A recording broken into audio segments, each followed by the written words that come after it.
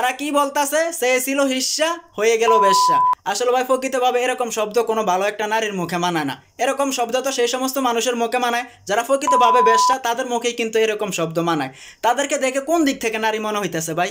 এক একটার ফিট দেখছেন, ফ্যাট দেখছেন, পাঙ্গাস মাছের ঝুলির মতন এক একটার ফ্যাট। এদেরকে দেখে কোন দিক থেকে নারী মনে হইতেছে? আর ভাই নারী বলে কাকে? নারী বলে কাকে? নিজেকে আড়াল রাখে যে, তাকে বলা হয় নারী। এদেরকে কোন দিক থেকে নারী মনে হইতেছে? তারা সমকামিতার বৈধতা চাইতেছে, নারী পুরুষ সমান অধিকার সেইটা চাইতেছে তারা। এখন আমার কথা হচ্ছে, যদি নারী পুরুষ সমান অধিকার দেওয়া হয় তাহলে কি আমাদের সমাজের নারীরা কি জিতবে?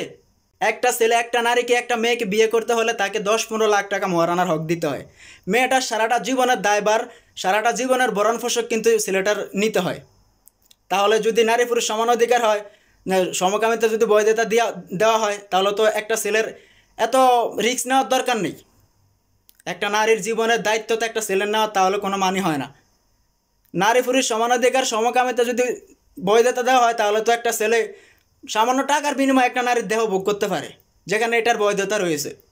সেখানে তার কোনো রিস্ক থাকে না একটা ছেলের জন্য। তাহলে 10-15 লাখ টাকা মহারানার হক একটা মেয়ের সারাটা জীবনের ভরণ পোষাকের দায়িত্ব একটা ছেলের নেওয়ার কী দরকার?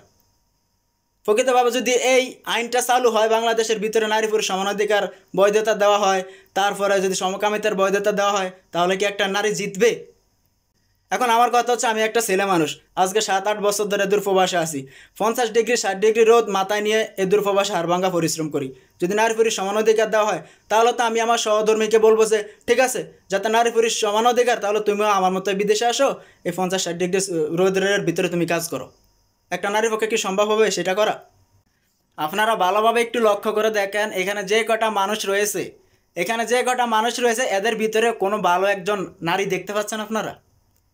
একজন ভালো সুশীল পরিবারের কোনো নারী এখানে দেখতে পাচ্ছেন? তাহলে এরা কারা?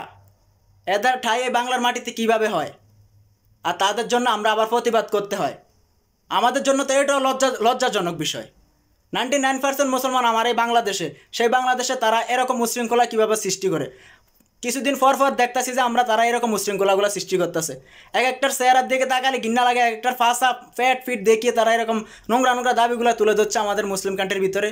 বিগত 10-15 বছরে শেখ হাসিনা সরকারের আমলও আমরা আমাদের বাংলাদেশে এরকম নোংরামি দেখি নাই। ডক্টর ইউনূস স্যার এখনও 1 বছর হয়নি ক্ষমতায় এসেছে, তার ভিতর থেকে এত কিছু। আমরা বাইরের দেশের নোংরামি দেখলে প্রতিবাদ করি, ঘৃণা করি।